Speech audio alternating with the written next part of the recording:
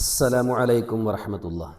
ബഹുമാനികളെ, മക്കൾക്ക് ആർക്കൊക്കെ എന്തൊക്കെ മേടിച്ചു കൊടുക്കണം എന്ന അഭിപ്രായവും തീരുമാനവും നമുക്കെടുക്കാം.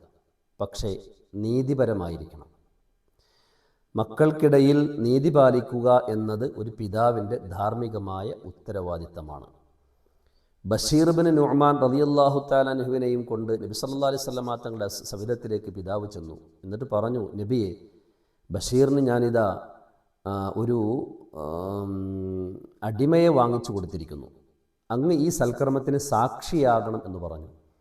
അപ്പോൾ നബി സല്ലല്ലാഹു അലൈഹി വസല്ലമ തങ്ങൾ തിരിച്ചു ചോദിച്ചു, അഅ്തൈത സായിറ ഔലാദിക മിസ്ല ഹാദ, ഇതുപോലെ തന്നെ നിൻ്റെ മറ്റു മക്കൾക്കും വാങ്ങിച്ചു കൊടുത്തോ എന്ന് ചോദിച്ചു.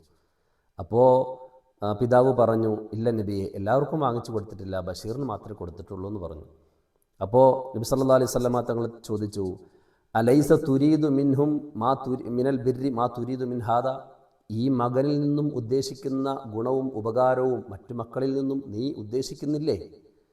ഏത് മക്കൾ എപ്പോഴാണ് ഉപകാരപ്പെടുന്നതെന്ന് അറിയില്ലല്ലോ, നീ എല്ലാവരിൽ നിന്നും ഗുണം ആഗ്രഹിക്കുന്നില്ലെന്ന് ചോദിച്ചപ്പോൾ പറഞ്ഞു, ബല, അതേ നബിയെ, ഞാൻ ആഗ്രഹിക്കുന്നുണ്ട്. അപ്പോൾ നബി സല്ലല്ലാഹു അലൈഹി വസല്ലമ തങ്ങൾ പറഞ്ഞു, ഇത്തഖുല്ലാഹ്, നീ അള്ളാഹുവിനെ പേടിക്കണം. ഇഅ്ദിലു ബൈന ഔലാദിക്കും, നിൻ്റെ മക്കൾക്കിടയിൽ നീ നീതി പാലിക്കണം. നിൻ്റെ മക്കൾക്കിടയിൽ നീ നീതി പാലിക്കണം. അതുകൊണ്ട് ലാ അശ്ഹദു അലൽ ജൗർ, ഈ തെമ്മാടിത്തരത്തിന് സാക്ഷി നിൽക്കാൻ എനിക്ക് കഴിയില്ല.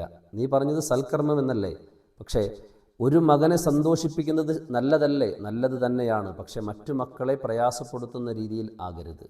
എല്ലാവർക്കും ഉണ്ടാകണം, എല്ലാവരോടും നീതി പാലിക്കണം എന്ന് നബി സല്ലല്ലാഹു അലൈഹി വസല്ലമ തങ്ങൾ പഠിപ്പിക്കുകയാണ്. ബഹുമാനികളെ, നമ്മുടെ മക്കൾക്ക് എന്ത് വാങ്ങിക്കൊടുക്കണമെന്ന തീരുമാനം, അഭിപ്രായ സ്വാതന്ത്ര്യം എല്ലാം നമുക്കുണ്ട്.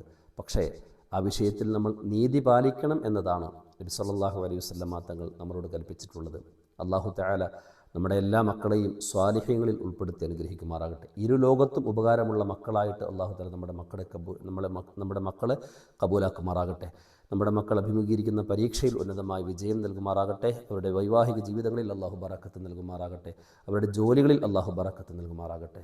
നമ്മുടെ ആഖിബത്ത് അല്ലാഹു നന്നാക്കി തരുമാറാകട്ടെ. നമ്മിലുള്ള രോഗികൾക്ക് അല്ലാഹു പൂർണ്ണമായ ശിഫ പ്രദാനം ചെയ്യുമാറാകട്ടെ.